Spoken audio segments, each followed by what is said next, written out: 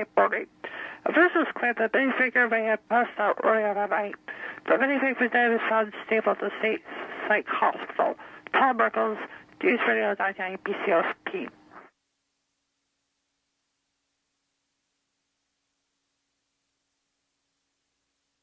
A budget problem in Copenhagen. A budget problem in Copenhagen is controversy within the cuts of state budgets. We have a report from the State House. State legislators are working to finish another controversial budget discussions. However, the Ways and Means Committee has postponed discussions for a finalized budget. Some of the specific constituencies are challenging the budget cuts for health and basic services. A self-advocacy group has challenged the $7.8 billion cuts in developmental services. Applications has spoken upon the committee concerned that cuts to chronic health care and put them into danger.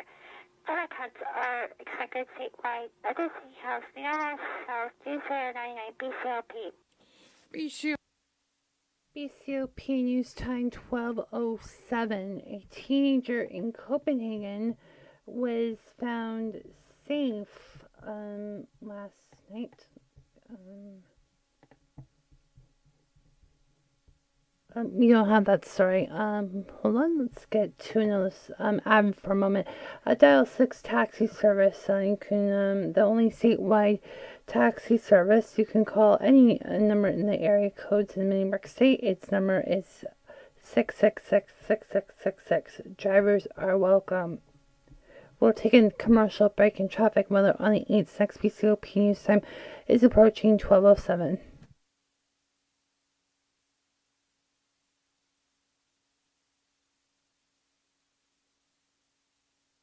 This is what happens when you have too many freelancers in the newsroom. They're going to have problems.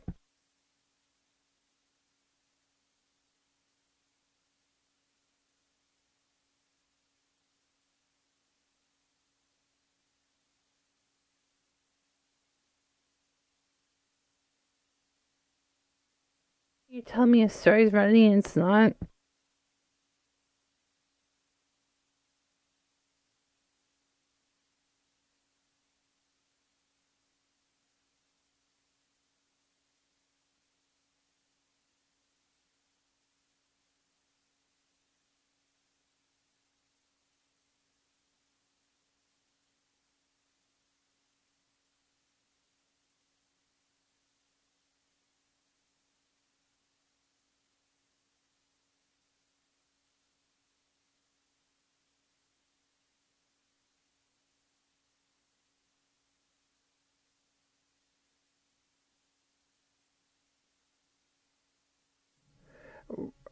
Right now, in the news is brought to you by from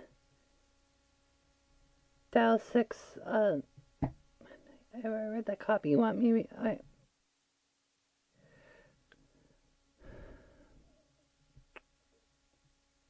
go to traffic and what? Let's go to traffic while they're on you. Yeah, they need a Gatlin at traffic control. Can you please give me a traffic update? Anita? Good afternoon, Stephen. We have a problem right now on Interstate 91 near the New York State line. There has been a wreck going on for a couple of miles right now. There is a major problem right now to Route 3 in Bennington right now. There has been a disabled truck backing up for several miles. As well, continuing clockwise, Midday State 3, no problems. Southern end of 93 on the Great Lakes region is smooth sailing. Mass transit, there are some delays in CIA, Collier Airline trains and trolleys are reporting on or close to schedule. And that's the latest from the Traffic Authority. This is Anita Gatlin. And we'll check the weather right now live with meteorologist Jack Burgelli with the latest check. And good afternoon, Stephen. The weather today is looking pretty seasonally mild that we haven't seen in a while. We'll see temperatures in the upper 40s in the greater Copenhagen region, in the valleys in the upper 50s, and in Mount Clickington will be below freezing today with temperatures in the 20s with a wind chill. Right now, the current temperature is 43 degrees, going up to 48 in Copenhagen. This is Jack Barakali for BCOP News Radio 998. BCOP News Time, 12:10.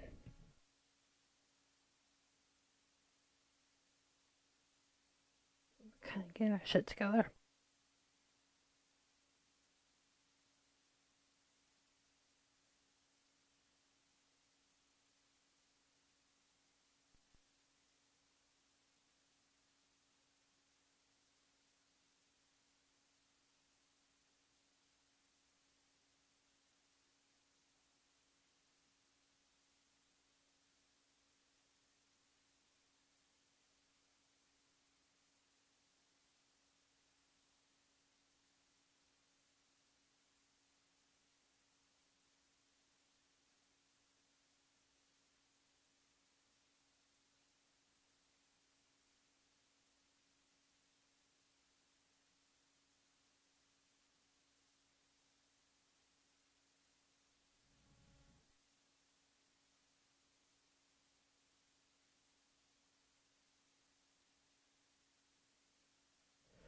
BCOP News Time, 12:10.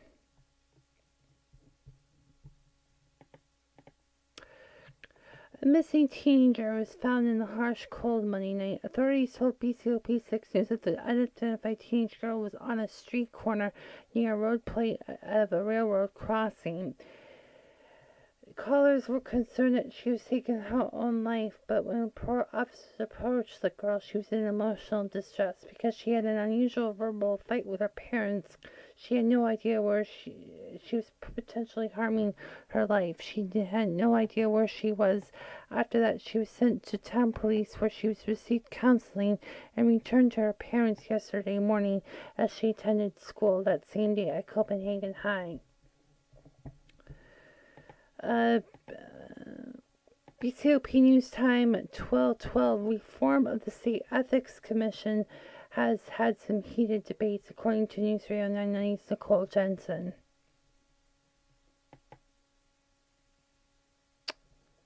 Okay, are we at that again? That's right. Okay, hold on. All right. Call for action. BCOP call for action is open to take your consumer-related troubleshooting calls.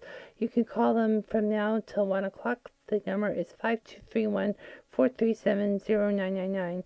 The call for action is open from Monday through Friday from 9 a.m. to 1 p.m. This is a courtesy of the Area Agency of Greater Copenhagen, providing services to disabled children, adults, and the elderly. BCOP News Time, 12:13. Sports is next.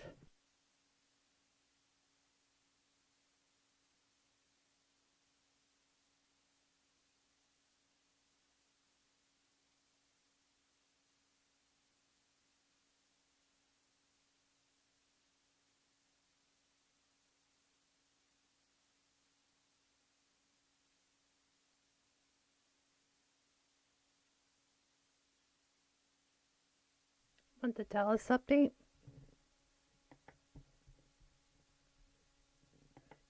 Can we just patch them in from the network?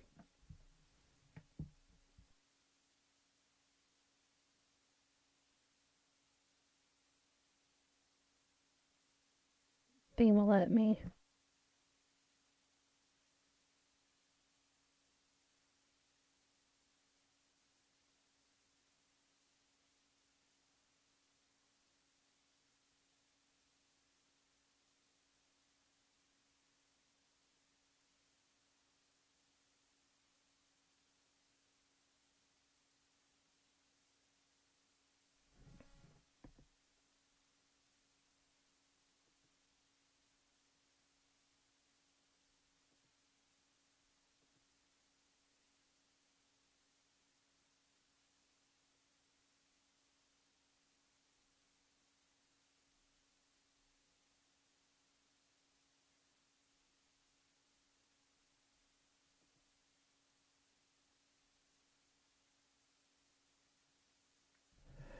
Right now on Wall Street, we'll check the markets. Right now, Dow is at down 48 to 2,566.52. S&P up just 5 cents to 23.58. Nasdaq up 11.73 to 58.86.87.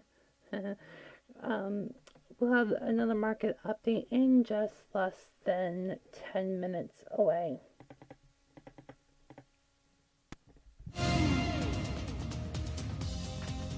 And good afternoon. It is 12:15. I'm Stephen Clickford. The 87 reference was just my birth year.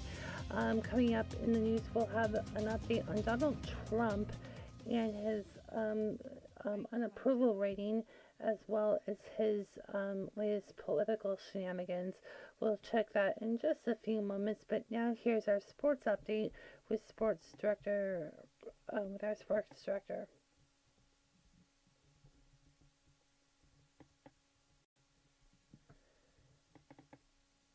Of high sensitivity. If you go, is Copenhagen Capitals ready to be traded to another market? That's been the talk this morning after they lost last night 6-3 in Bjork was at home.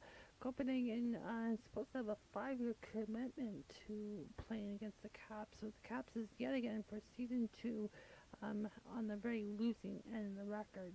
Coach Jim Breckleton wants to think that he may be getting traded. He has indicated to the Copenhagen Courier that he may not be working for the team at the end of the season, which could very well be in the next 3 weeks. And while we check the other end of the scoreboard, the Sporting Boston beat Nashville 4-1. Carolina beat Detroit 4-1. New Jersey beat Winnipeg beat New Jersey 4-3. Los Angeles. We are going to hold on a moment. We have a breaking news. We have Sean Spicer with some latest press briefing. We're going to go to that in a few moments. Just give us a moment.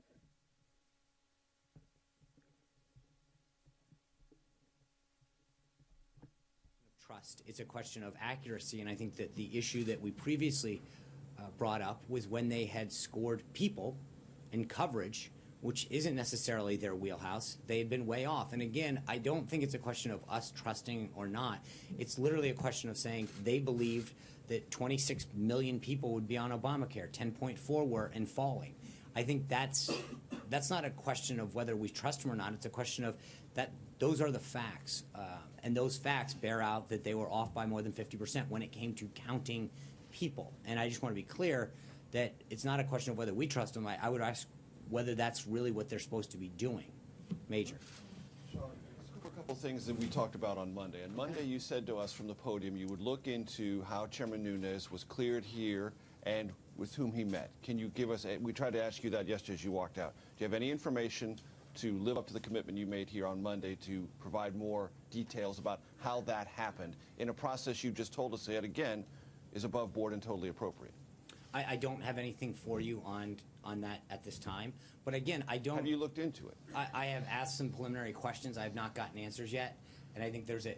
But so no, I don't have anything further on that. But again, I would argue, Major, it's interesting, and I brought this up the other day, that there seems to be this fascination with the process. It's how did he get here? What door did he enter? As opposed to what's the substance of what we're finding. When I get, not from you, and I'm not trying to be, but it's so many times I get these calls that we have an unnamed intel source that says the following substance occurred.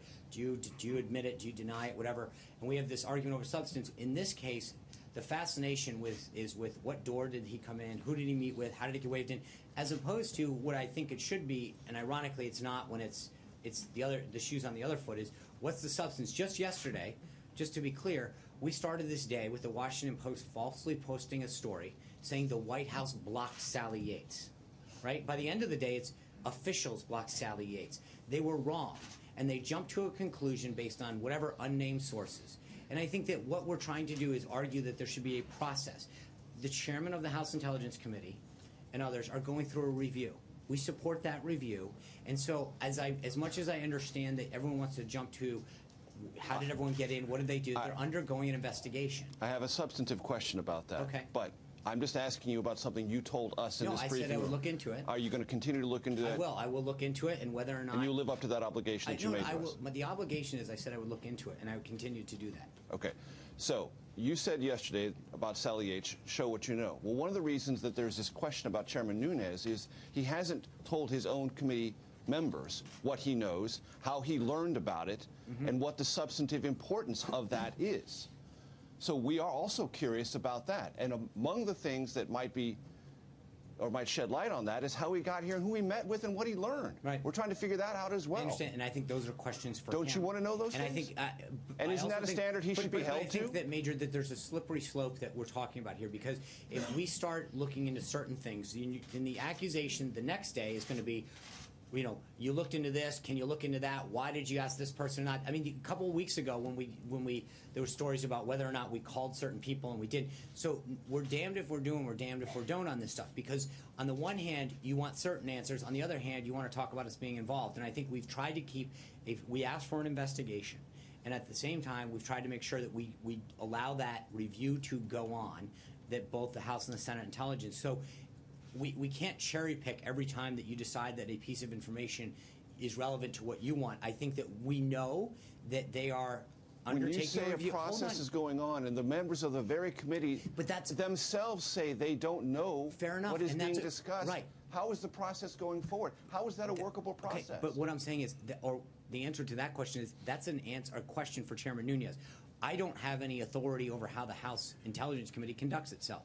That's a question. You do have authority about whether he gets into this building and can review secured information on this site. But how he conducts himself with his members, when and where he shares things, etc., are issues for him and the committee and the House of Representatives, not for us. That's it, plain and simple. John.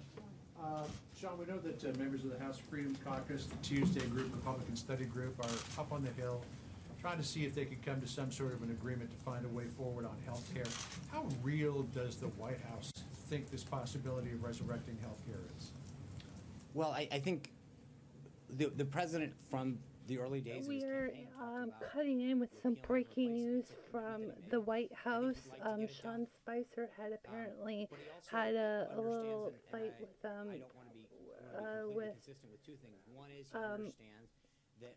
with Major Garrett from CBS News. He was just talking about the latest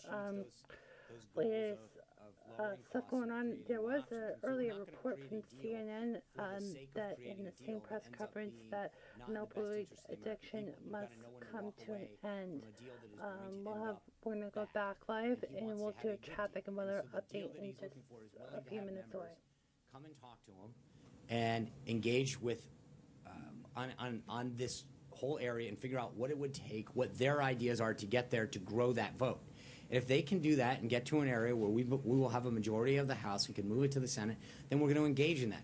But we've seen members of both sides of the aisle engage with the White House on ways that are potentially ways to get there. And so it's a conversation, and we're not trying to jam that down anyone's throat right now. It's an ongoing discussion. Does the White House share the frustration of many Republicans in Capitol Hill and the sentiments that the House Freedom Caucus, quote, botched this? I think the president's comments on this speak for themselves. I just have one more. Of course. And on the same thing. The president and members of the White House have suggested that maybe we could get some Democrats on board, health care reform. That the fact that no Democrat, not even one Democrat, supported the last attempt, and given the desires of the Freedom Caucus versus what the Democrats would be looking for, is it reasonable to think that even one Democrat would come on board this? No. I mean, I think it is not unreasonable to. No, I said, is it reasonable? I think it depends on how they want to get there. I mean, again, there's a balancing act. It's not about just picking up one. It's picking up enough to get to 216, and it's what does that take without compromising the principles that you want to achieve. So is it possible? Sure. That there's a handful or so, or maybe more, Democrats that are willing to engage, but it's worth the conversation. But again, isn't this kind of a Boehner tactic to say, okay, if you're not going to work with us, Freedom Caucus, we're going to go to the Democrats? No, it's a tactic to get to. I mean, it's a math tactic. It's how do you get to 216 in this case, and it's engaged with whoever will get you to that number. Now, as I mentioned yesterday, I mean, over the course of 17 months, Obamacare, failed and started multiple times. It went off on multiple different tracks, including single payer, until it finally came back. And ultimately, upon Scott Brown's election, they jammed it through and did it so quick to make sure that the Secretary of Human Services. But I get it. And so we're 21 days into this process, 22 probably today.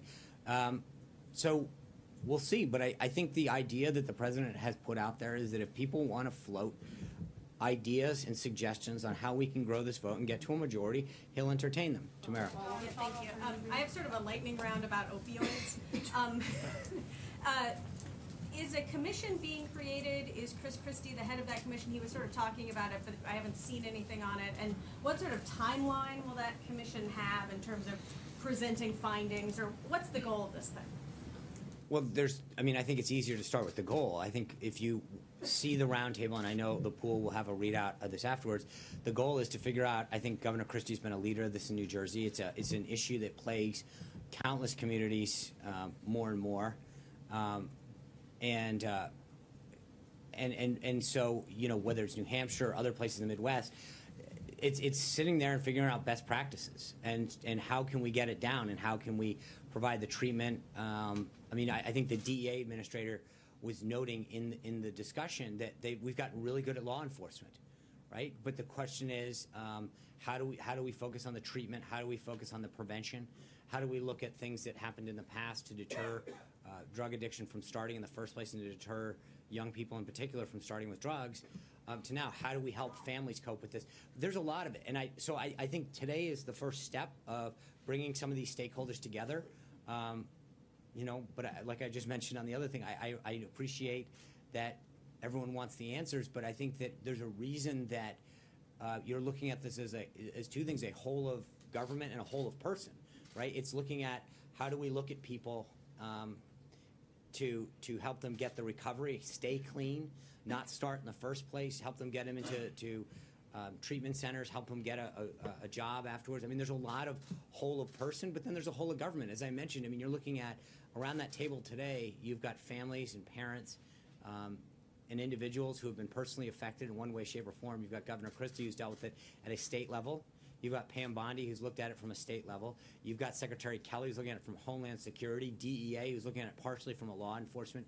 Then you've also got Secretary of DeVos, who's looking at it from an education and a prevention. And it is a big, big issue that is plaguing our country, plaguing our communities, and plaguing our families. And so I wish I could give you an answer and say this is how we're going to solve the problem. But I think the first step is understanding the problem, the magnitude of it, and looking at how we approach it holistically. BCOP News Time. We're at 12, just before 12:30. We're going to continue with this breaking news. The White House press conference. Helped prevent fentanyl from being imported from countries like China. Would he use his presidential bully pulpit to sort of push for that legislation now, which has not really gotten off the ground yet over in Congress? That was one of the, not the specific piece of legislation, not the topic in particular, but I think there was a lot of discussion about fentanyl and the rise of it today. And I think the Attorney General brought that up and was talking about the escalation of that from the 1980s to now. And so there is a look at it. But I again, as I mentioned, you've got the Attorney General there, law enforcement, education. Part of this is to really look at this and figure out what are the ways that we can address it from coming into the country. And the DEA administrator was talking about it, especially the flow from the southern border. But then you look at it from a law enforcement issue, a prevention issue, and a treatment issue. And this is I wish I could give you a really easy answer and say, here's the silver bullet that's going to stop this. But we recognize the growth of this problem in this epidemic, and how do we solve it going forward? John Gizzi. Thank you, Sean. Yesterday, Prime Minister Theresa May signed the letter that began the process for Brexit. A week ago, on Friday, Jean-Claude Juncker, who is the president of the European Commission, used some unusually strong language about the president, saying that his comments encouraging other Brexits could lead to war among the Balkan countries. And he also said in the end, and is quoted on page 1 of the Financial Times, that the president does not know a lot about Europe. What is the president's response to that? To Brexit in particular? Or To the comments by President Juncker of the European Commission and to Brexit. I think the president is very well steeped in world affairs, especially Europe, NATO, all the issues. He was a leader in the effort to call Brexit, as you know. I mean, and obviously with respect to that, we respect the will of the British electorate and Her Majesty's government in taking steps of departing the European Union, whatever future the UK-EU relationship looks like. We want the UK to remain a strong leader in Europe, for both the UK, the EU, and Europe to remain strong leaders globally. So, I think both on the EU and on that's Ronica. Thank you. I have two questions or topics, if you will. Just the first, what's the White House reaction to the shooting today at the Capitol? Well, it sounds like a very troubled individual. Obviously, I'll let law enforcement read that out, but I don't want to get ahead of. From what I understand and what I've seen, it sounds like a very troubling instance. I think, again, I don't want to get ahead of this, but it looks like law enforcement. I appreciate the efforts that the Capitol Police and others took. I mean, you literally watched people put their lives in harm's way today to protect tourists and other citizens, and so I want to commend the work of the Capitol Police and the work of law enforcement to continue to protect us at this time when Washington is in its glory with the cherry blossoms out and so many people are coming here to visit the Tidal Basin and their House of Representatives and the Senate and walk around Washington, D.C. It's reassuring to know that so many brave men and women are willing to put their lives on the line to make sure that the city stays safe. Second topic. Last weekend, the president spent the weekend here, not at Mar-a-Lago. I'm wondering, was that in any way in response to some of the pushback he's received about the cost associated with those trips? And part two of that, does he plan to be here again this weekend? So no, yes. He will. The president wanted to be here last weekend. He wants to be here this weekend. He'll be here, and then I will have updates on where he'll be going forward. But does he feel any concern about that pushback? no, he feels great. Hunter. Thank you, Sean. President Trump is reportedly expected to sign legislation that would allow internet service providers to monitor internet activity and sell that information without users' permission. Will he be signing that legislation, and why does he think it's good for America? I'm wondering who this benefits apart from ISPs and their executives. I know the House and the Senate have just passed that. When they enroll it, then we'll have further updates on that. I'm not. When we have, I know that I believe we have a statement of administration policy on that bill out, and we have further updates on a signing ceremony. I will let you know. Doesn't this erosion of protections create major risks for people to use that information for nefarious purposes? Also, hostile nations potentially looking at what congressmen are browsing online. Like, is that concerning to the White House? I think there's, as I mentioned, that we have a statement of administration policy on that bill. That we'll have further updates, and when we do, we sign it. I'm sure we'll have further details on why. Zeke.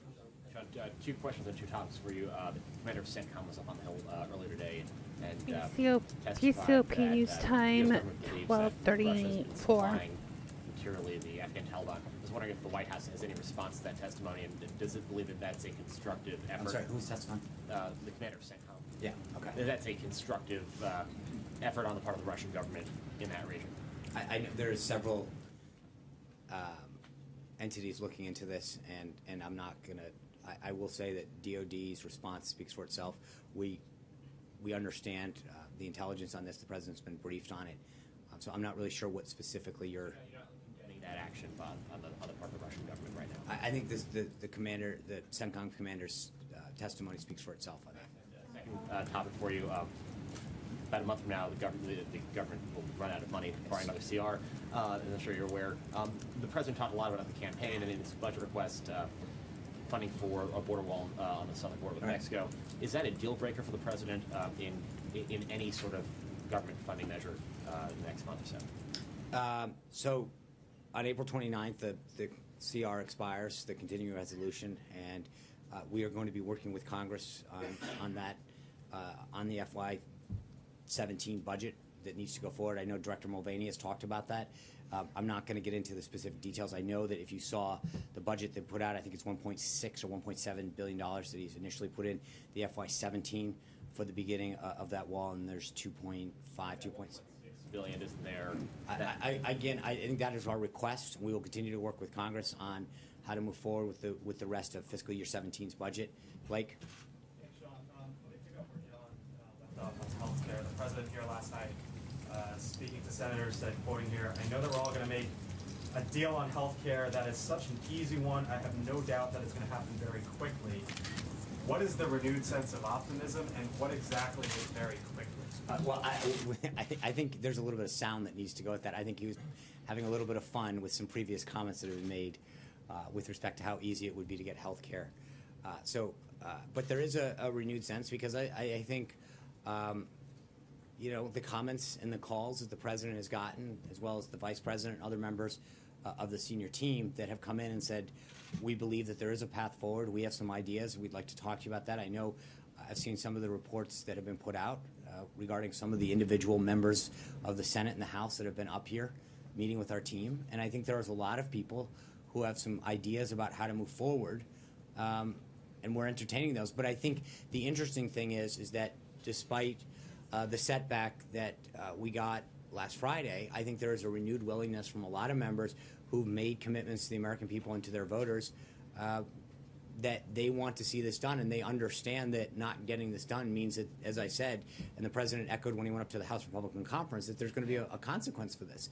People need to be taken at their word. There's a lot of members that made a commitment to their voters, to their constituents, that they were going to get something done on this and repeal and replace it and address the healthcare situation, and that hasn't gotten done. And I think that's a concern for them. And let me ask you real quickly, you say that you embrace the House Intelligence Committee review of all of this.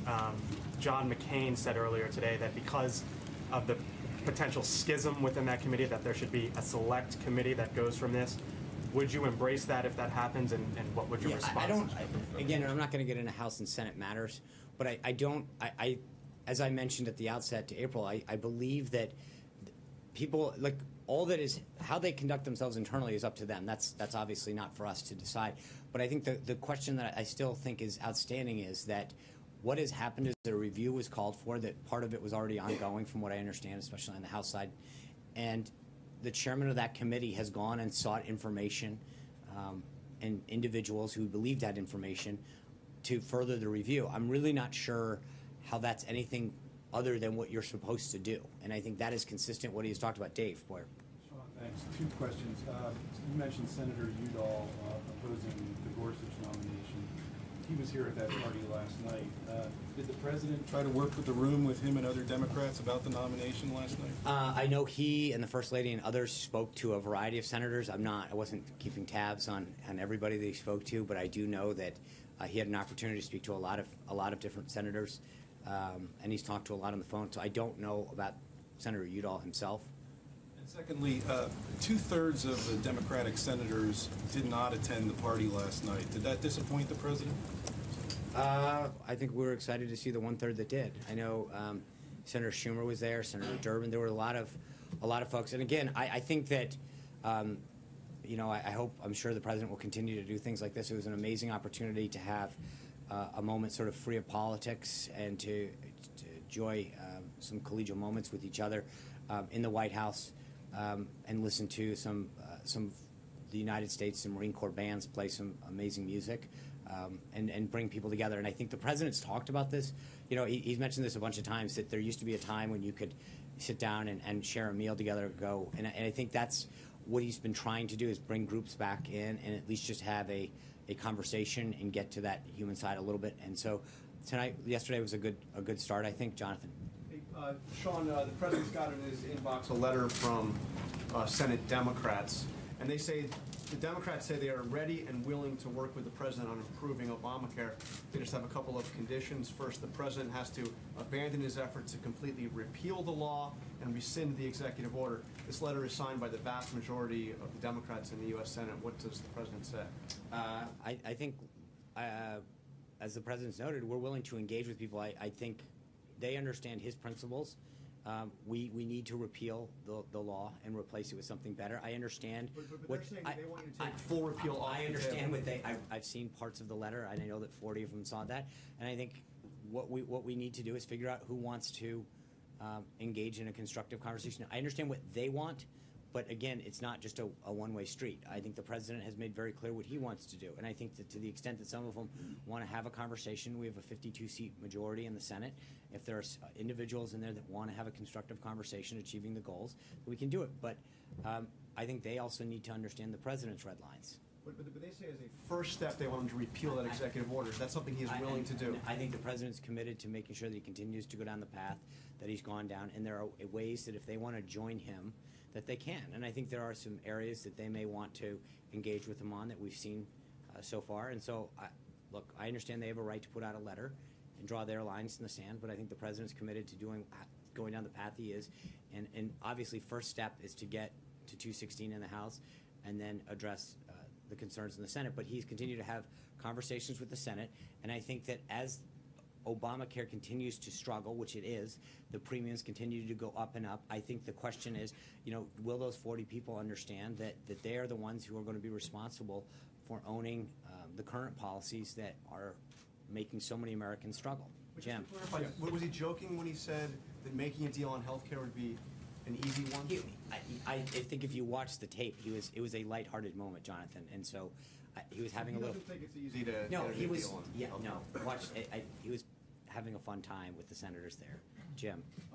The other thing that the president said last night was our soldiers are fighting like never before in Iraq. But as you know, Sean, U.S. Troops there are in a support role, an advise and assist role.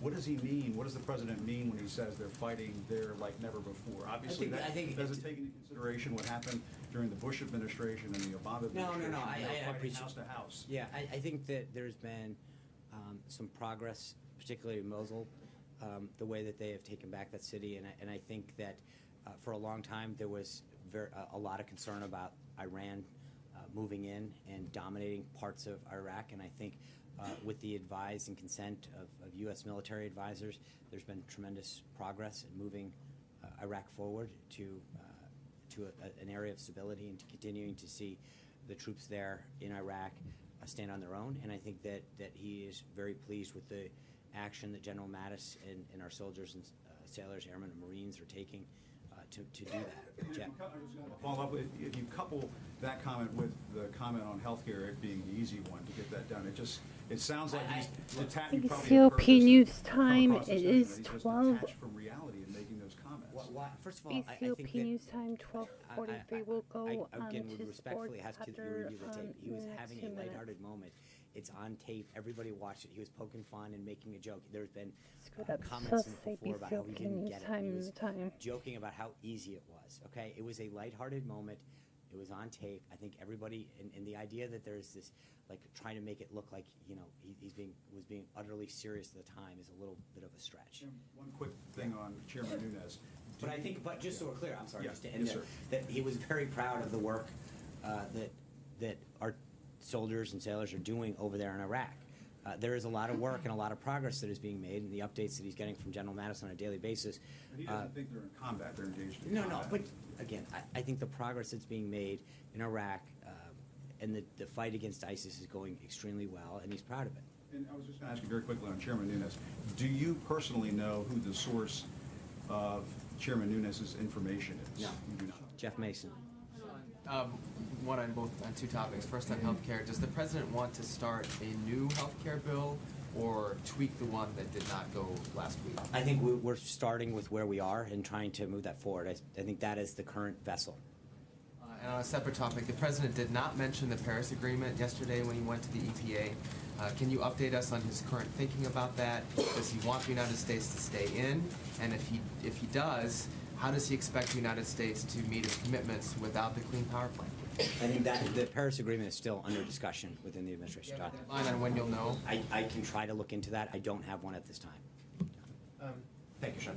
Early voting has begun in the Georgia 6th Congressional District special election to fill the seat. And that was the latest from the White House with Sean Spicer. Essentially, in case you have just tuned in, there has been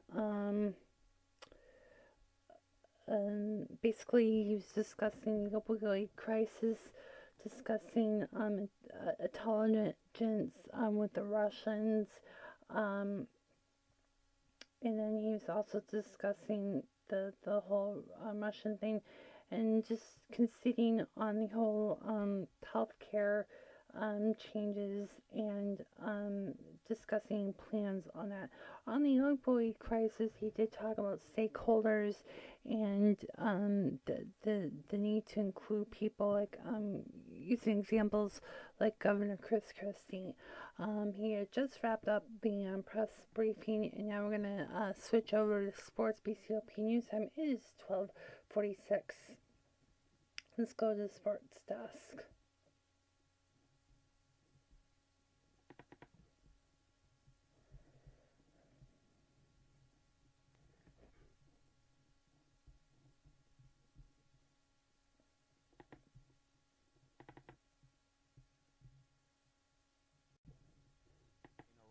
Like never before. Another comment that he made.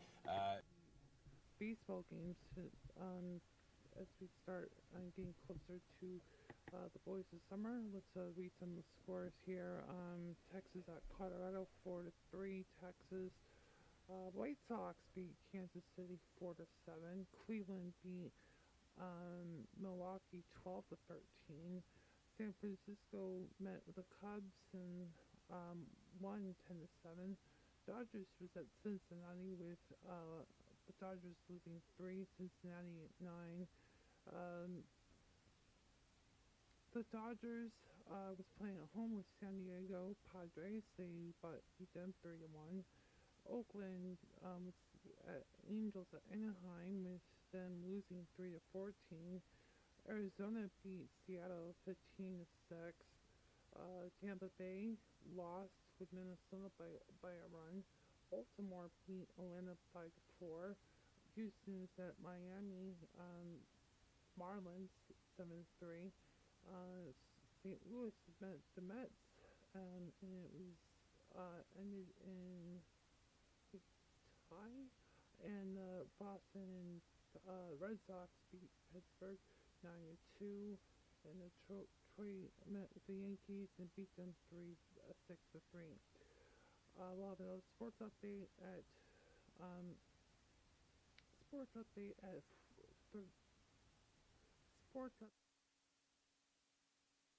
BCOP News Time just before 12:49. Let's get a traffic and weather update with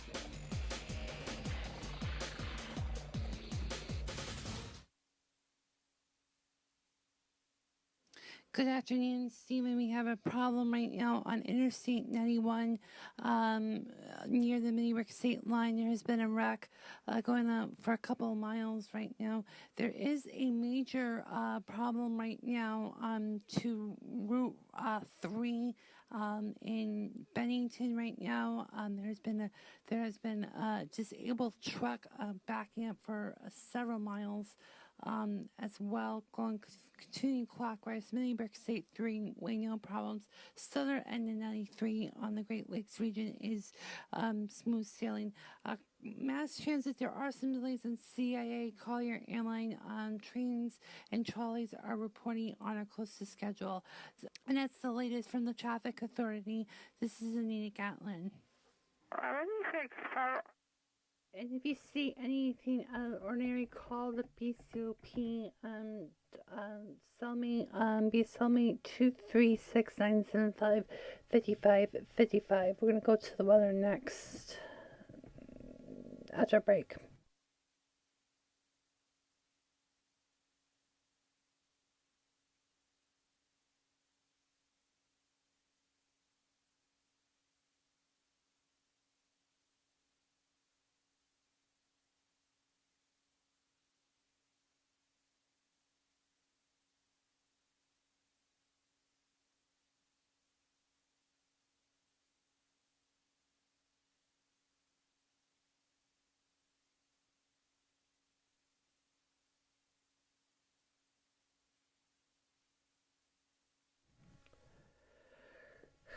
The forecast today will be seasonably mild, high of 40 in downtown, upper 50s in the valleys. Repeating, currently the temperature is 41 going up to 40 in downtown.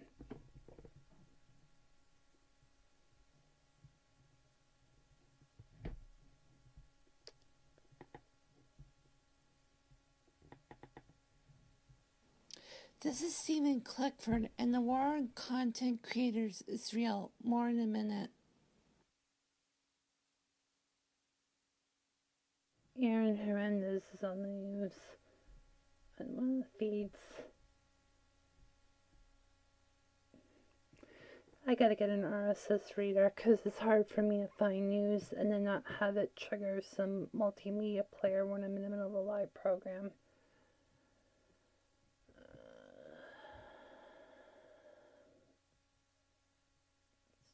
It's 12:51, I think.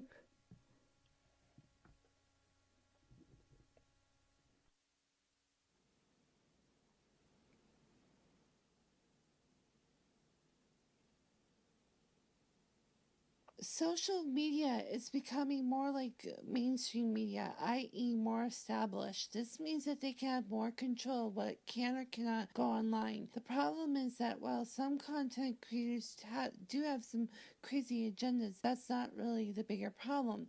Today, even the most popular YouTube stars are being treated like amateurs. They have millions of likes and followers, then one random hater flags the video, then the channel goes down. Sites are going so far to prevent thin-skinned people from accessing the quote-unquote offensive content.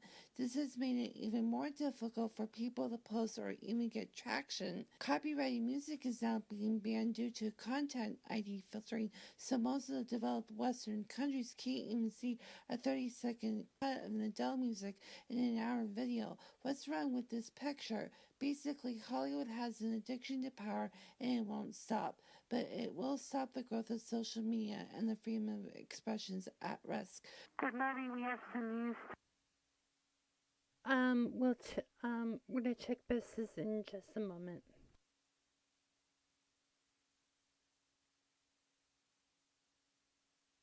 Very well be in the cards, predicting a range of $200. The markets are down, as you've alluded to this morning.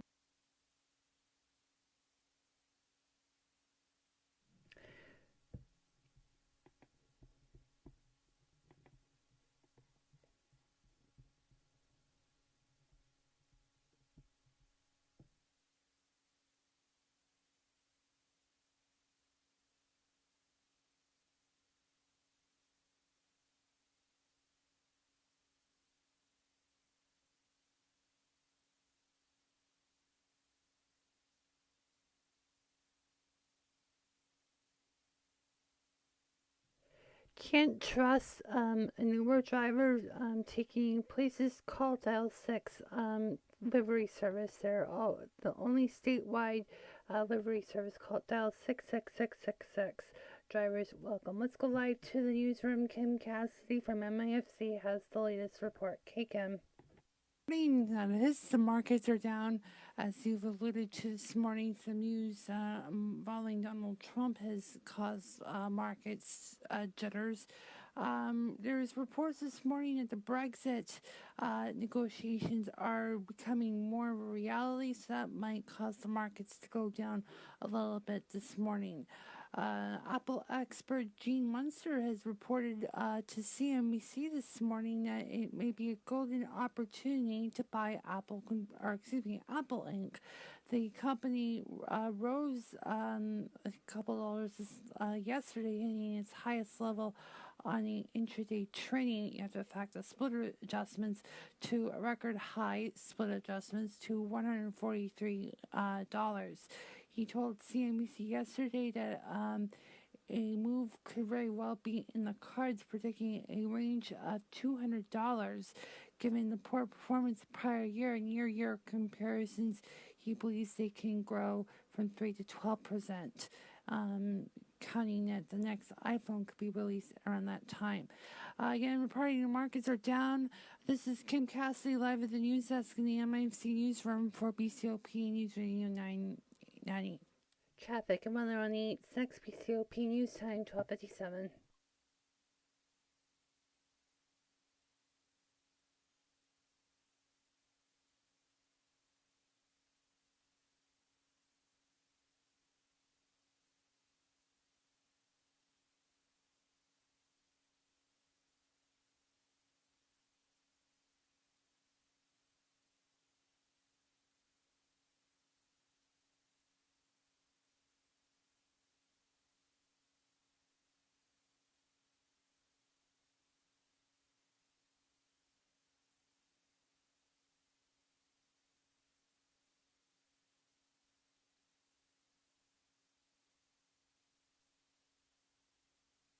37 and 41, 36 going up to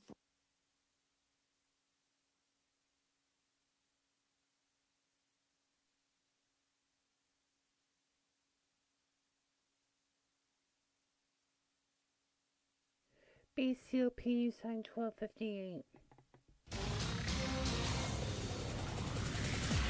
Let's check traffic and weather on the 8th. Here's Anita Gatlin with Traffic Control Center. Hey, Anita. Interstate 91 near the Mini-Rick state line. There has been a wreck going on for a couple of miles right now. There is a major problem right now to Route 3 in Bennington right now. There has been a disabled truck backing up for several miles. As well, continuing clockwise, Mini-Brick State 3, no problems. Southern end of 93 on the Great Lakes region is smooth sailing. Mass transit, there are some weather forecast, high of 48 currently. It is 42 degrees.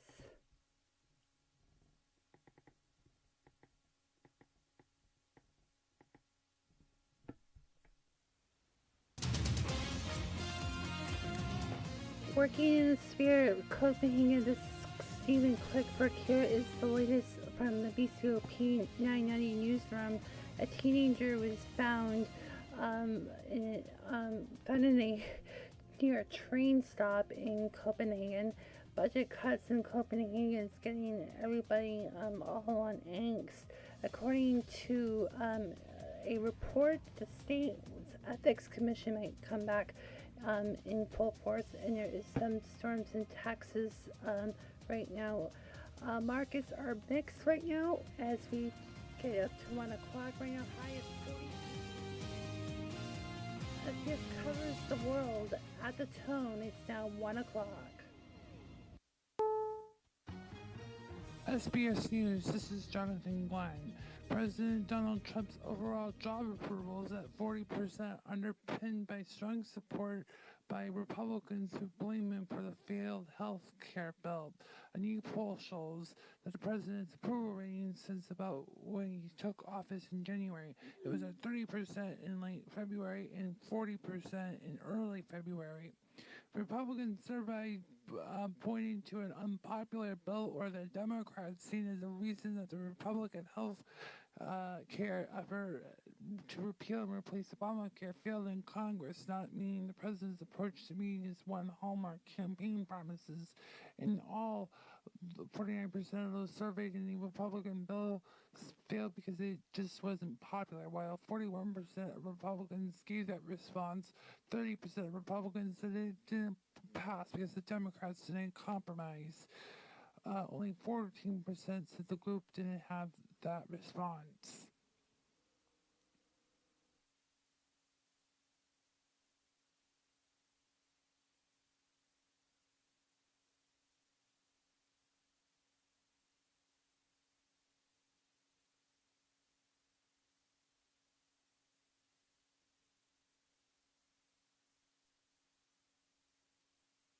Afternoon cup of joe. 30 is not old. I feel old though.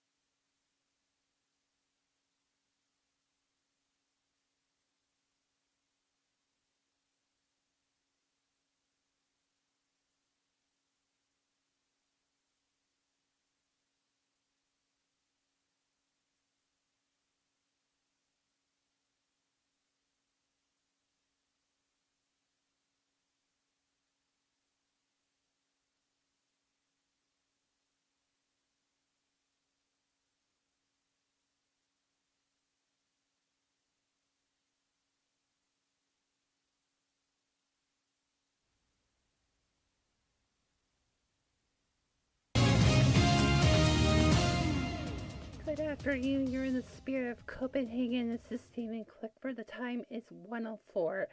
The state is dealing with budget cuts today, with multiple agencies reporting multi-million-dollar cuts, with the special interest groups crying unfair. Here's the latest from Copenhagen. Many state legislators are working to finish another controversial budget discussions. However, the Ways and Means Committee has postponed discussions for a finalized budget. Some of the specific constituencies are challenging the budget cuts to health and basic services. A self-advocacy group has challenged the $7.8 million cuts of developmental services. Applications has spoken upon the committee concerned that cuts to chronic health care may put them into danger. Other cuts are expected statewide. At the City House, the South, Newsradio 99 BCOP.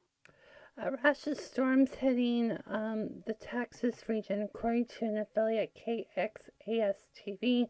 Reports of hail, lightning, high winds hit the North Texas and the Dallas-Fort Worth metroplex. A tornado warning was in effect until 4 a.m. Eastern Time this morning. National Weather Service reported penny-sized hail and wind gusts up to 70 miles an hour as part of the storm. Houston's under the gun of a tornado watch. Most of Texas has been under unseasonable warmer temperatures during the non-summer season.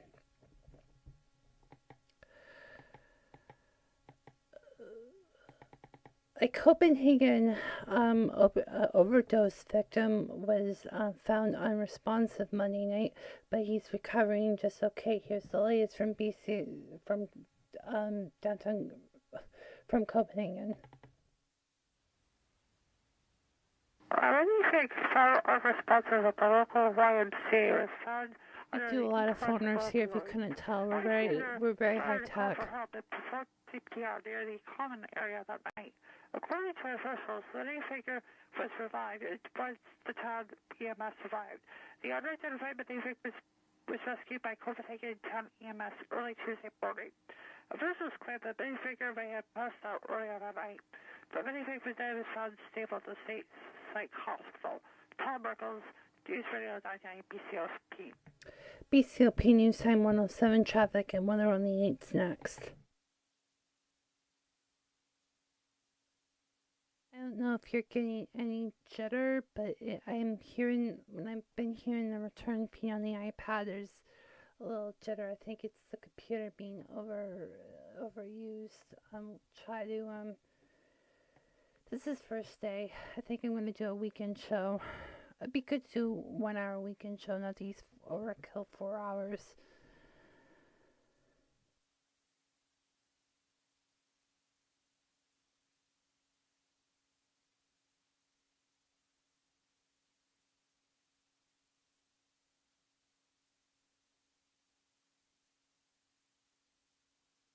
You're hearing the same traffic report because we only, during non-dry time, we get things from Miniland, so we get,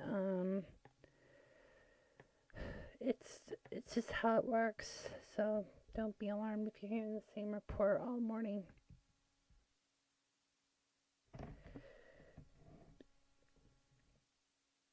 Is Donald Trump obsessing too much about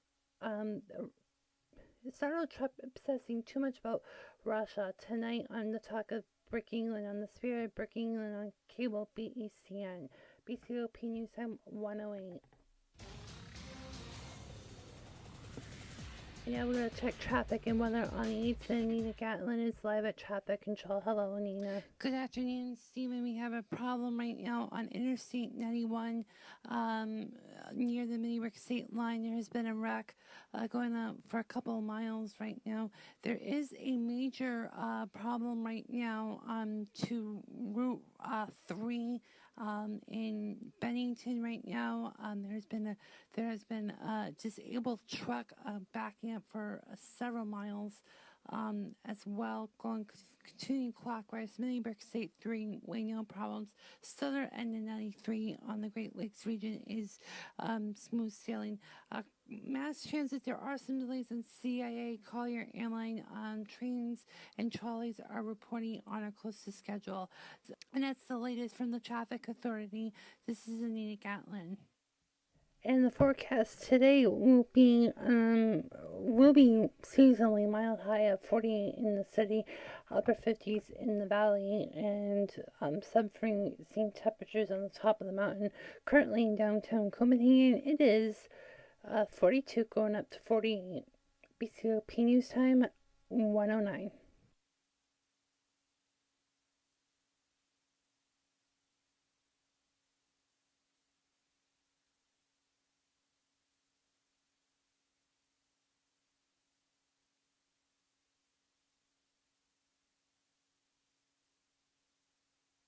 For it's gonna be sports. I feel more comfortable now that everything's kind of working. I have to thank Sean Spicer for saving my jokes. I would have.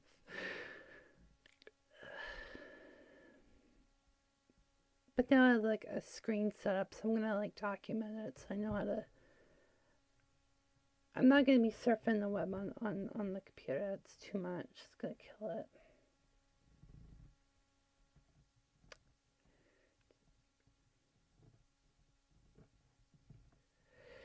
BCOP News Time 110. A missing teenager was found in the harsh cold Monday night.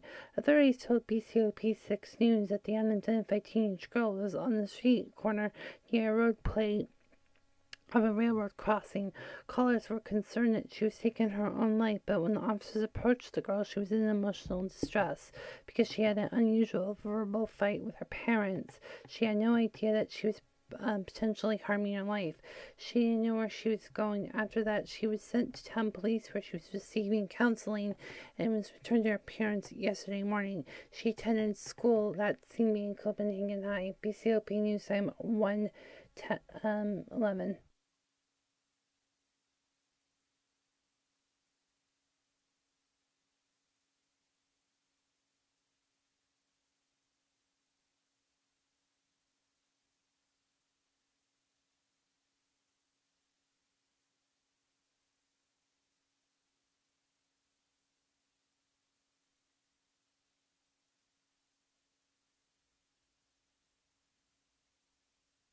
Now in Copenhagen, it's 36, going up to to repeal and replace SBS News. This is Jonathan Glenn. President Donald Trump's overall job approval is at 40%, underpinned by strong support by Republicans who blame him for the failed health care bill.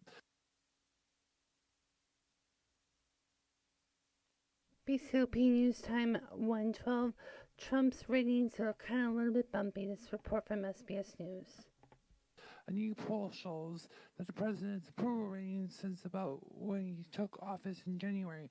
It was at 30% in late February and 40% in early February. Republicans surveyed pointing to an unpopular bill or the Democrats seen as a reason that the Republican health care effort to repeal and replace Obamacare failed in Congress, not meaning the president's approach to meeting his one hallmark campaign promises. In all, 49% of those surveyed in the Republican bill failed because it just wasn't popular, while 41% of Republicans gave that response. 30% of Republicans said it didn't pass because the Democrats didn't compromise. Only 14% said the group didn't have that response. BCOP News Time 113. A city councilor, has been comparing the Brickmont governor to the Nazis. This report from the Southeast Kingdom Bureau. The councilor has compared to Brickmont Governor Dave Brickett as Adolf Hitler. Johnstown President Council Jack Bricklino had stated to city manager that the governor manages too much like the Nazis. This apparent editorial remark was in context with the city manager explaining the various requirements of city finances that are not controlled by state government. The office of the governor did not return calls. A call center on the town city manager did not want to comment other than an apology is quote-unquote strongly recommended. Southeast Kingdom Bureau, John Quentin Bricciano, BCOP News Radio 99. BCOP News Time 114. Sports is next.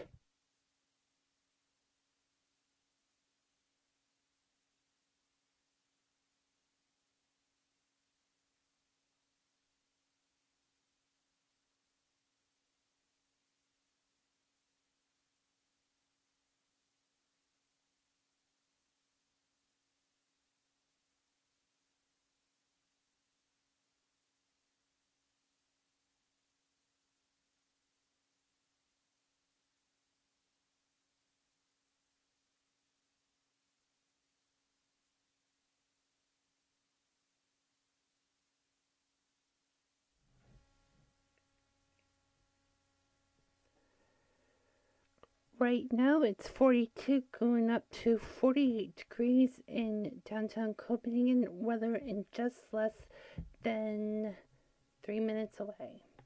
At 9:90 on your all news style, this is your Copenhagen's all news authority. This is Stephen Clickford.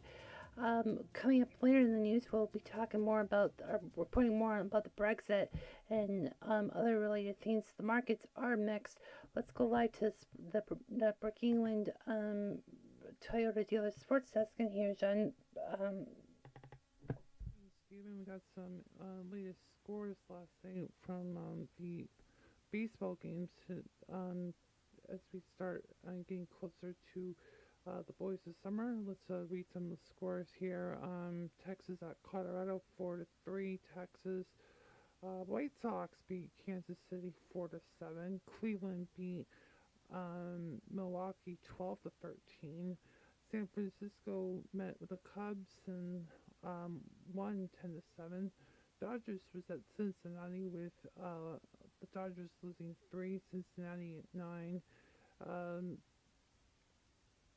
The Dodgers was playing at home with San Diego Padres. They beat them 3-1.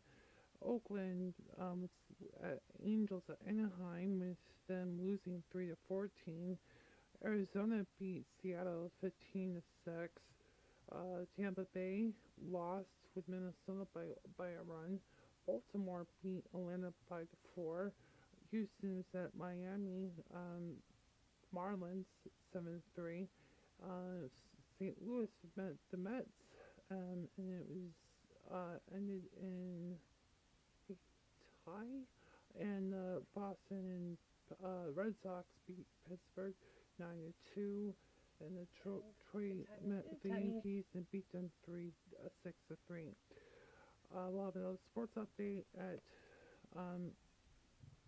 BCOP News Time 1:17 traffic and weather on the 8s next.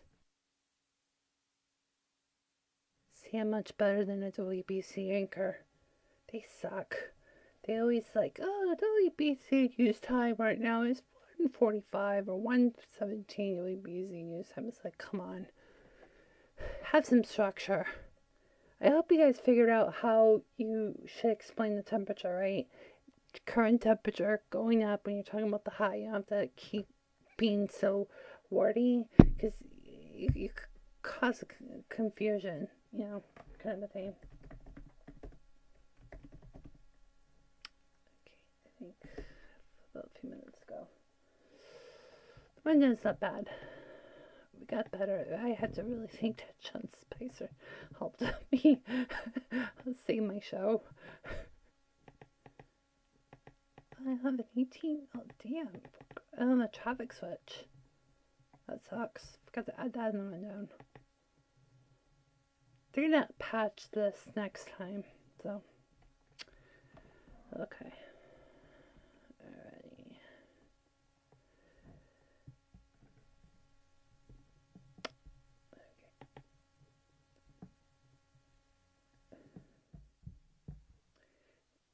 Okay. BCOP News Time 1:18. Traffic and weather on the 8th. We check it every 10 minutes. Here's a new Gatlin traffic at the BCOP Traffic Control Center. Good afternoon, Stephen. We have a problem right now on Interstate 91 near the Midday state line. There has been a wreck going on for a couple of miles right now. There is a major problem right now to Route 3 in Bennington right now. There has been a disabled truck backing up for several miles. As well, continuing clockwise, Midday State 3, no problems. Southern end of 93 on the Great Lakes region is smooth sailing. Mass transit, there are some delays in CIA, Collier Airline trains and trolleys are reporting on a close to schedule. And that's the latest from the Traffic Authority. This is Anita Gatlin. And your exclusive forecast from the BCOP 6 Weather Center today in the vicinity in Copenhagen, the temperature will be seasonably mild, high of 48. in upper 50s in the valley. Tonight will be down below 30. Tomorrow, high again near 50, 60 in the valley. Friday will be some snow, and that's still in question if there will be how much. There might be a foot and a half of snow. The high will be about 39 in the valley, mid 30s in downtown, and Saturday same as well. Again, repeating current temperature, it's 46 degrees going up to 48 in downtown. We'll be back in a minute. BCOP News Time 1:20.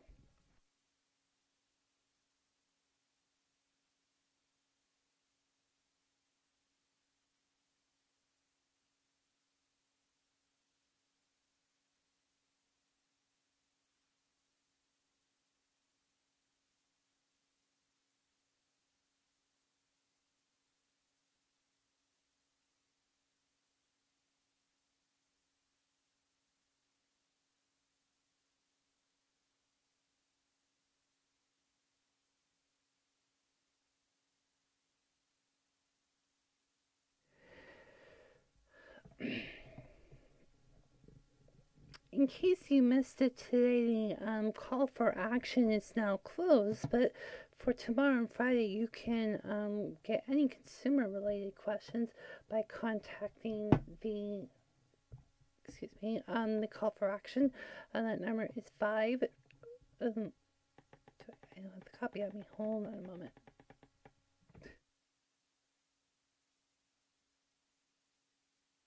The BCOP call for action is open to take any of your consumer-related troubleshooting calls. You can call them tomorrow from 9 to 1 o'clock. The number is 231-437-0099.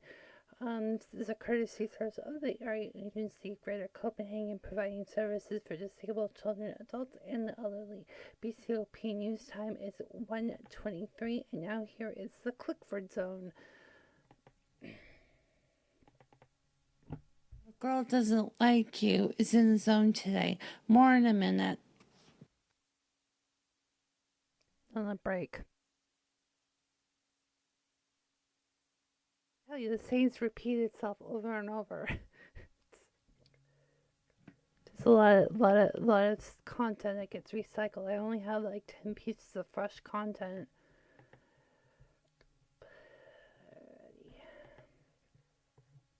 My rundown's crap. It needs to be like reshuffled.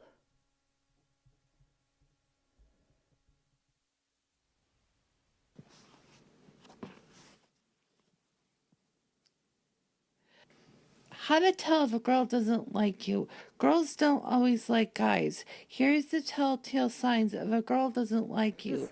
First sign, she will get fidgety. The second, she'll also try to avoid eye contact.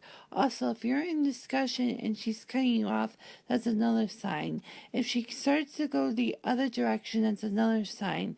The sign of the resting bleep face can also be another sign. In short, if a girl is going the other direction in the literal sense, you should too. In its current state of high sensitivity, if you go over the line, you could be heading towards a harassment charge. This is Stephen Clickford, and you are in the Clickford Zone. Tune in at this time every weekday. And yes, that is yours truly. BCOP News Time 1:24. We're going to go live to MIFC next. What is with the Eastchester PMW? I mean, Eastchester County is like 150 miles away from Copenhagen. I don't understand why they're putting a spot here. Because we are a Clear Channel Class A station, but it goes like north of the stick and slightly south. So I don't know how people from the south, from Eastchester County, would be relevant for them. I don't get it.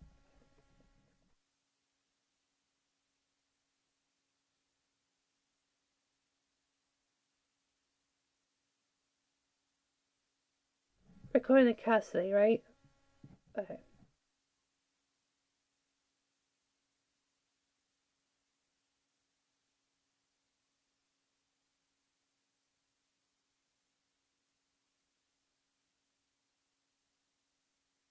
Related to this morning. Right now in downtown Copeland, good morning.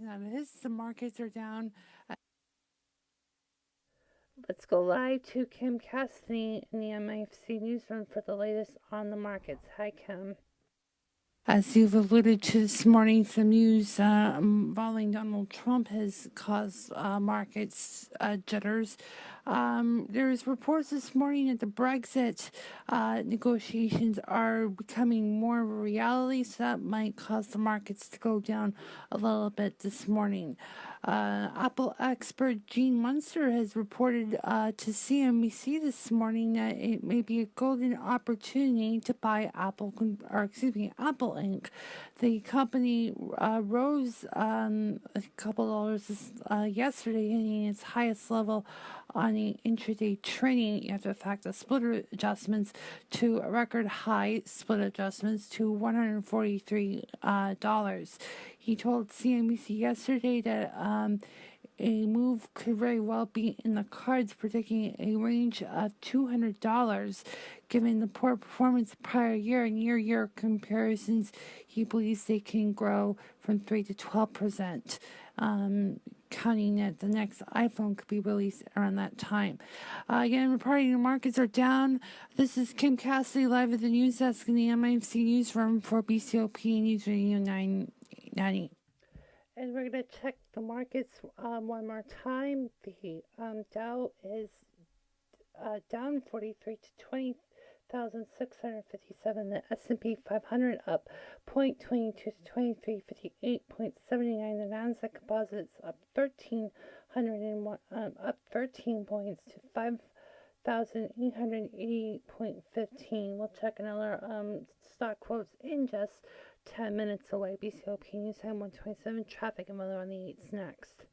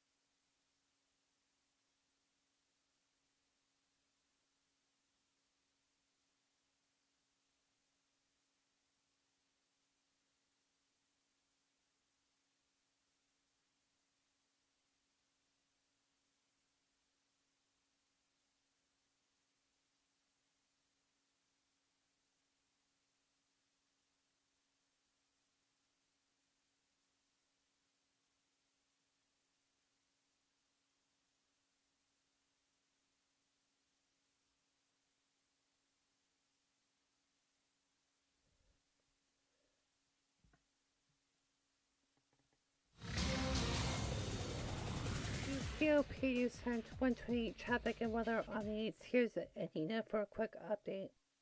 We have a problem as well going continuing clockwise. Midday State 3 no problems. Southern end of 93 on the Great Lakes region is smooth sailing.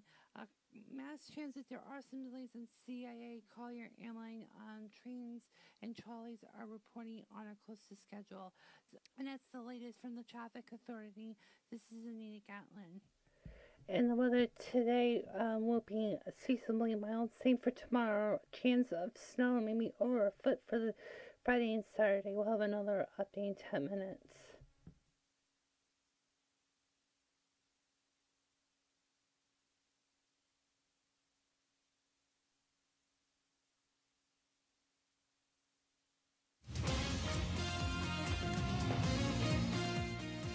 Good afternoon, we serve the spirit of Copenhagen. This is Stephen Clickford. This is BCOP News Radio 990. We're at the bottom of the hour. Here is the top stories going on today. Today, President Trump is Trump's administration is just under fire with the Russia controversy.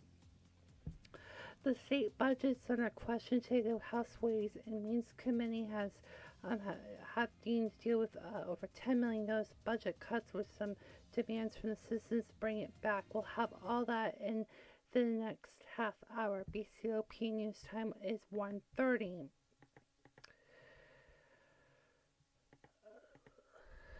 A windstorm that affected North Texas earlier today caused some damage and some injuries, according to affiliate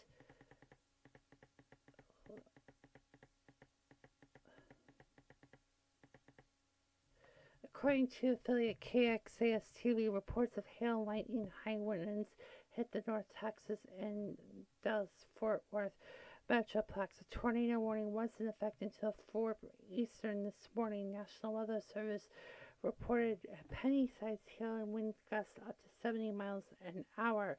Houston is currently under the gun in a tornado watch. Most of Texas was under unseasonable warmer temperatures this past winter.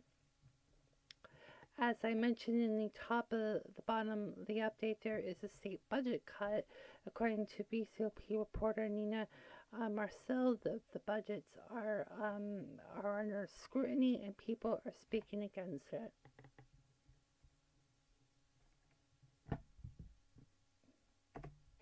State legislators are working to finish another controversial budget discussions. However, the Ways and Means Committee has postponed discussions for a finalized budget. Some of the specific constituencies are challenging the budget cuts to health and basic services. A self-advocacy group has challenged the $7.8 million cuts to developmental services. Applications has spoken upon the committee concerned that cuts to chronic health care and put them into danger. Other cuts are expected statewide. At the City House, the South, Newsradio 99 BCOP. A missing teenager was found in harsh coal mining. Authorities told BCOP 6 News that the unidentified teenage girl was on a street corner near a road plate of a railroad crossing. Callers were concerned that she was taking her own life, but when officers approached the girl, she was in emotional distress because she had an unusual verbal fight with her parents. She had no idea that she was potentially harming her life. She didn't know that where she was going. After that, she was sent to town police where she was received counseling and was returned back to her parents yesterday morning. She attended school that same day at Copenhagen High. An opioid overdose situation occurred in Copenhagen. BCOP 990's has this report from BCOP 990 report has the story. Four over-sponsors of the local YMCA was found under the influence of opioids. Bystanders started to call for help and performed CPR near the common area that night. According to officials, the newspaper was provided was the town EMS provider. The unidentified victim was rescued by Copenhagen Town EMS early Tuesday morning. Officials claim that the figure may have passed out earlier that night. The minifig was then found stable at the state psych hospital. Tom Merkels, Newsradio 99 BCOP.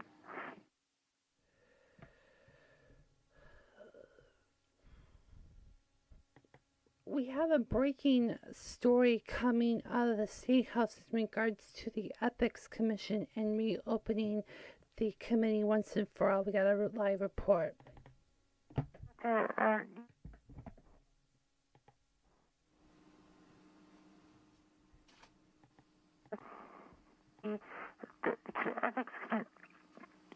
Sorry again.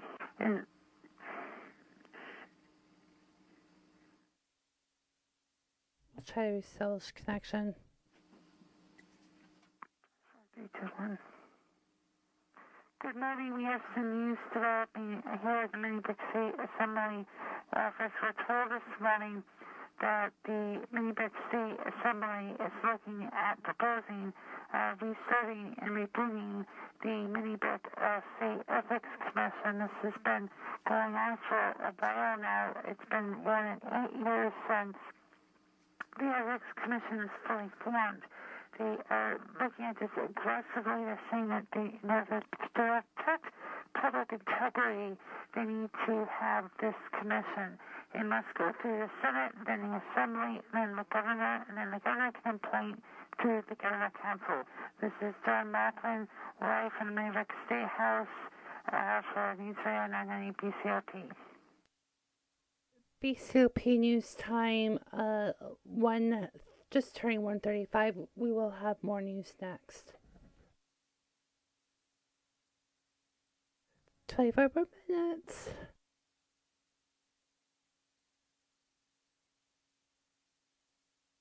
For the sub-related content, I'm looking at getting a new rack unit for the computer systems. It looks kind of nice. So I gotta go measure that after I do my show, and then I gotta go to Manchester, so...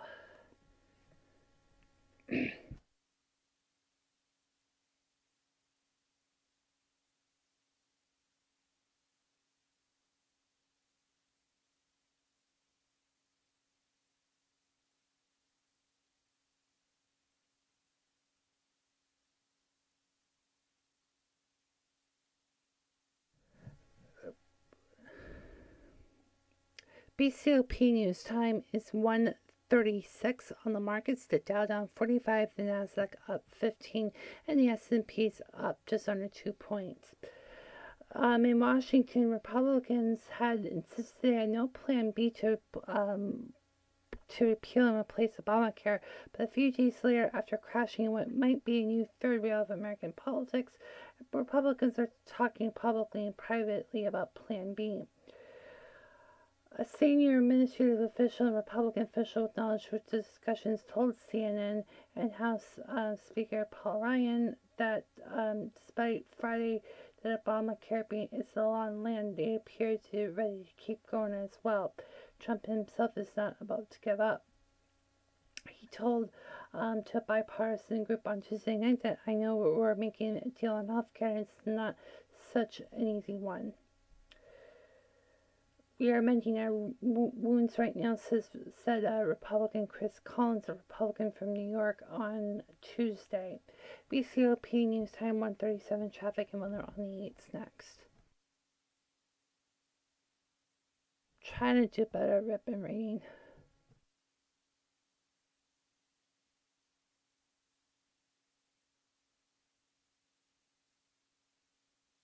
Yeah, but soda's at $870. Jeez, they haven't even made a profit yet. Dear God.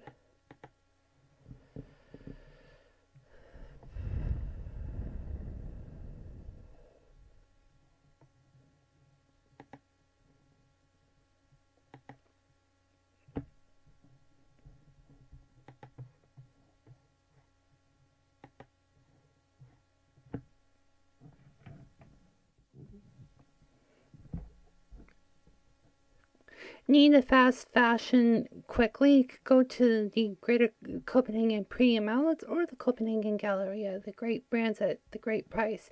BCOP news time 1:38. That's time for traffic and weather on the 8s. We have Anita Gatlin with the latest update on the traffic. Is there anything? Is anything getting cleared? Good afternoon, Stephen. We have a problem right now on Interstate 91 near the MIFC state line. There has been There's supposed to be two types of reports. One right there is a major problem right now to Route 3 in Bennington right now. There has been a disabled truck backing up for several miles. As well, continuing clockwise, MIFC State 3, no problems. Southern end of 93 on the Great Lakes region is smooth sailing. Mass transit, there are some delays in CIA, Collier Airline trains and trolleys are reporting on a close to schedule. And that's the latest from the Traffic Authority. This is Anita Gatlin.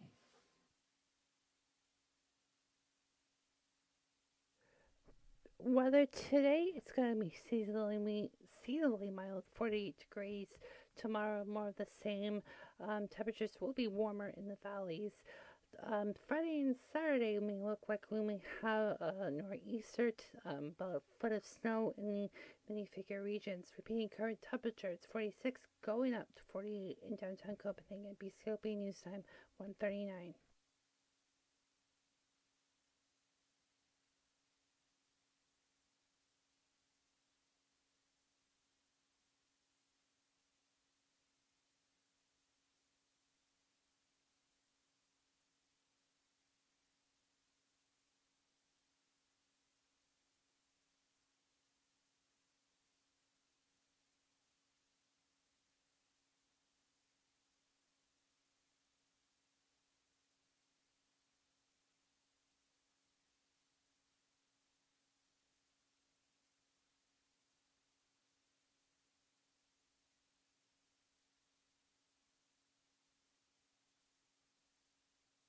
An interesting Dunkin' logo on the CNBC monitor.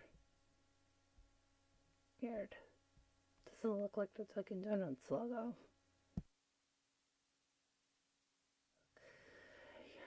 You know, CNBC tends to do a lot of retail stuff, quite honestly. BCOP News Time, 1:41.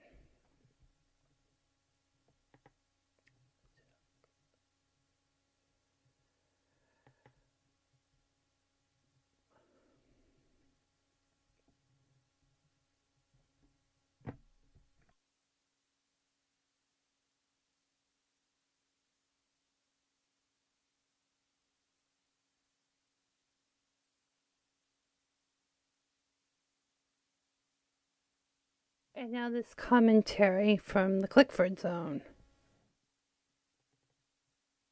Awareness will always be a month to denote the signs, but we will never ever be appreciated or accepted. More in a minute. Advocate.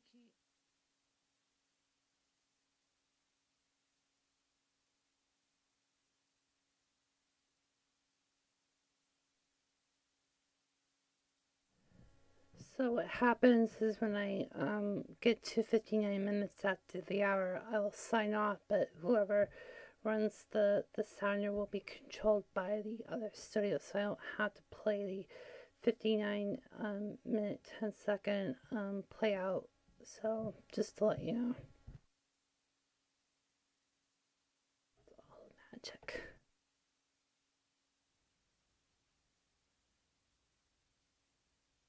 Has been heavy lifting work, and it's been depressing. I have and will always be treated like a wallflower, just as a voice that wants to be only heard in your minds. I've spoken to heads of state agencies, to bureau heads, to department employees, and they refuse to take my concerns into consideration other than the generic acknowledgement type of statements. I've tried to show people to be an example of what autism can be, but for all the older generation is stubborn to their beliefs.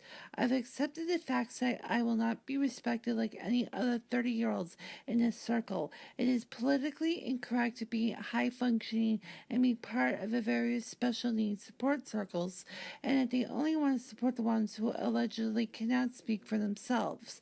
Fact is that some families can speak for themselves, which means some advocacy groups could be out of a job, but they blame me for speaking truth to power. But sadly, discrimination, I'm sorry to say, ableism, exists in my state. These self-advocacy groups are programmed to be democratic surrogates in my state. Questioning authority is banned in the state. The quality and delivery of services can be improved, but everything has to go through a very complicated process. I will never be able to break the barrier. I'll be dead when that time occurs. Please tune in to the Clickford Zone at this time every weekday. This is Stephen Clickford. Sports is next. BCOP News Time 1:44.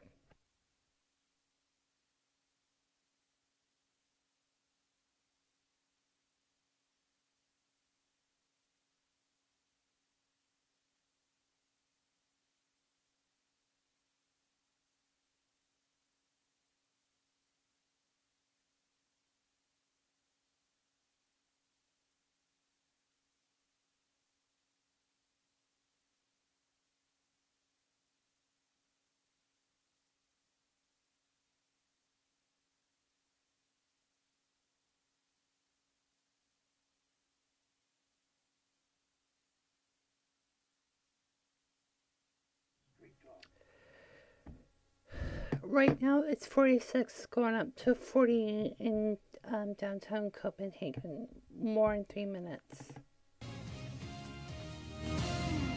At 9:90 on your AM dial, this is your All News Authority. This is Stephen Clickford. And then coming up in the next few minutes, we'll talk about the impacts of budget cuts for some of the constituencies and more. Right now, we'll just take a quick check on the markets. Dow down 36, Nasdaq up 17, S&P up 1. Let's go right to the local Brookings on Toyota dealers, Sports Video, and here's the sports update. Copenhagen Capital is ready to be traded to another market. That's been the talk this morning after they lost last night 6-3 in Bergerac. Was at home. Copenhagen is supposed to have a 5-year commitment to playing against the Caps. So the Caps is yet again for season 2 on the very losing end of the record. Coach Jim Breckleton wants to think that he may be getting traded. He has indicated to the Copenhagen Courier that he may not be working for the team at the end of the season, which could very well be in the next 3 weeks. And while we check the other end of the scoreboard, the Sporting Boston beat Nashville 4-1. Carolina beat Detroit 4-1. New Jersey beat Winnipeg beat New Jersey 4-3. Los Angeles is away in Edmonton 2-1. We have San Jose beating Rangers at home 5-4. Philadelphia beat Ottawa 3-2. Columbus lost 3-1. Florida and Toronto 3-2. Toronto. Minnesota and Washington 4-5. Anaheim and Vancouver 4-1. We'll check sports every time at this time. Sports at 15 and 45 around the clock. This is Joe Burke of the BCOP Sports. BCOP News Time 1:47. Traffic and weather together next.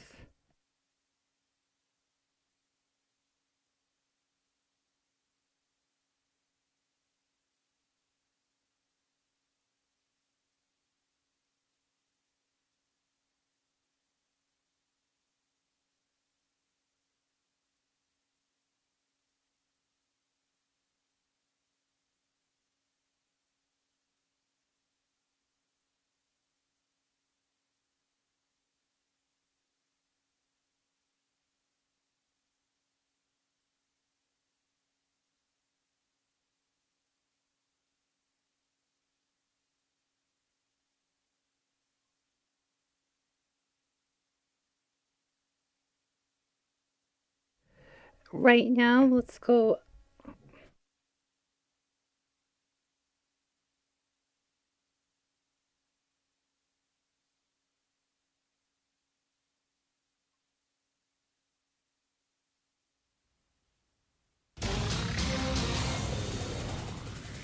BCOP News Time. It's 1:48. Traffic weather on the news every 10 minutes. Let's go live to traffic control. And Stephen, we have a problem right now on Interstate 91 near the Midday state line. There has been a wreck going on for a couple of miles right now. There is a major problem right now to Route 3 in Bennington right now. There has been a disabled truck backing up for several miles. As well, continuing clockwise, Midday State 3, no problems. Southern end of 93 on the Great Lakes region is smooth sailing. Mass transit, there are some delays in CIA, Collier Airline trains and trolleys are reporting on or close to schedule. And that's the latest from the Traffic Authority. This is Anita Gatlin. And the forecast today is seasonably mild. The temperature is going to be a high of 48 degrees, going 48 48 degrees tomorrow, more of the same Friday and Saturday. Unsure, we might get about a nor'easter high on those respective days, about 39. Currently, it's 46, going up to 48 in downtown Copenhagen. You're on Newsradio 99 BCOP.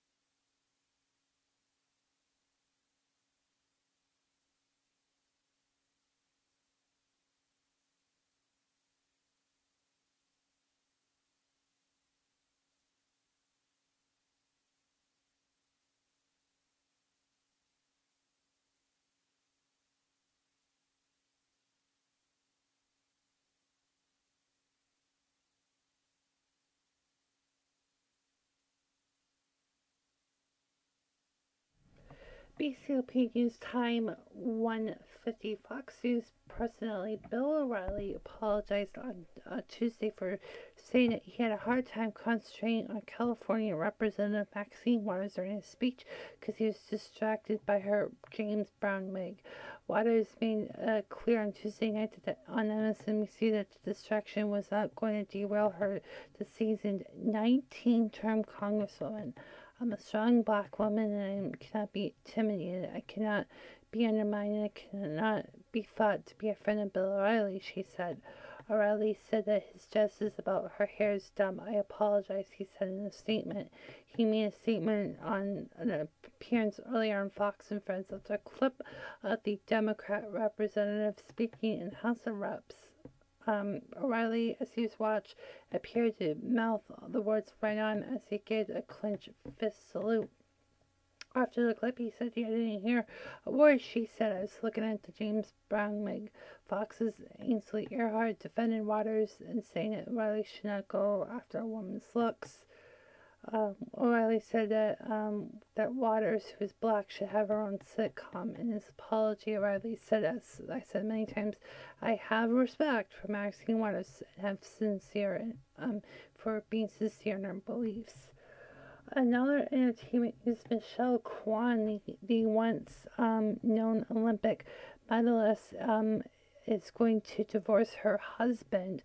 The website TMZ reports that her husband Clay Pill cites irreconcilable differences for the breakdown of his marriage to the 36-year-old five-time world champion figure skater and two-time Olympic medalist. The couple married in January 2013. Clay was a White House National Security staffer under President Obama.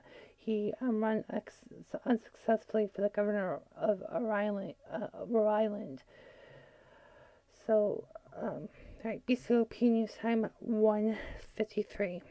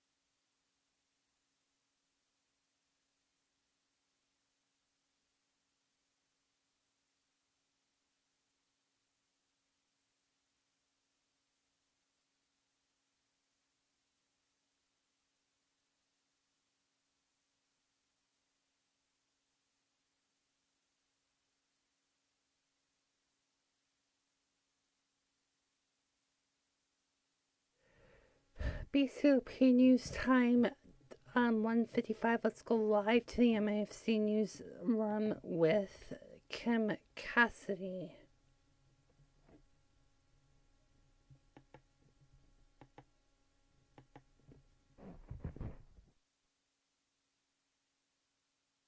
For BCOP Newsradio 9. Reports this morning that the Brexit negotiations are becoming more of a reality, so that might cause the markets to go down a little bit this morning. Apple expert Gene Munster has reported to CNBC this morning that it may be a golden opportunity to buy Apple Inc. The company rose a couple dollars yesterday, hitting its highest level on the intraday trading after the fact of split adjustments to a record high split adjustments to $143. He told CNBC yesterday that a move could very well be in the cards, predicting a range of $200. Given the poor performance the prior year and year comparisons, he believes they can grow from 3 to 12%.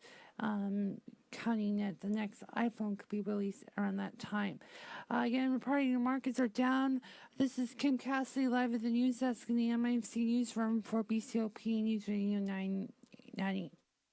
And giving you the latest numbers right now, the Dow Jones Industrial Average is down 35 points. Nasdaq Composite up 19.79.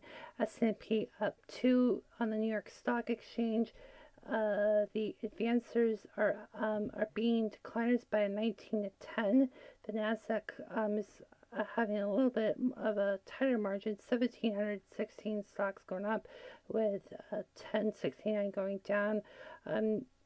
New highs on the New York Stock Exchange are 77, 8 new lows, 86 on the Nasdaq, with 29 new lows. We'll have, in the total volume on the New York Stock Exchange is 1.81 billion, the Nasdaq is 1.05 billion. Traffic and weather on the 8s next.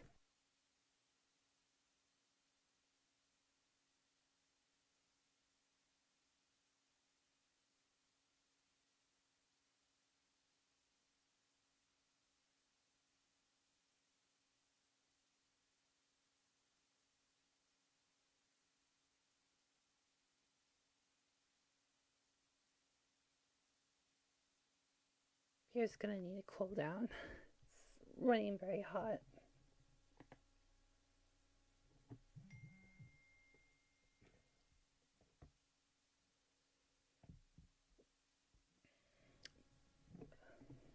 Problem on.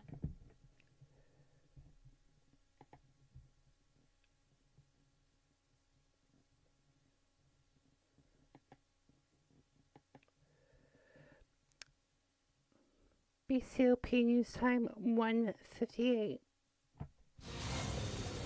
Traffic and weather on the 8th were brought to you by the Center by the Visiting Center of Northern Antibacterial County, Toronto.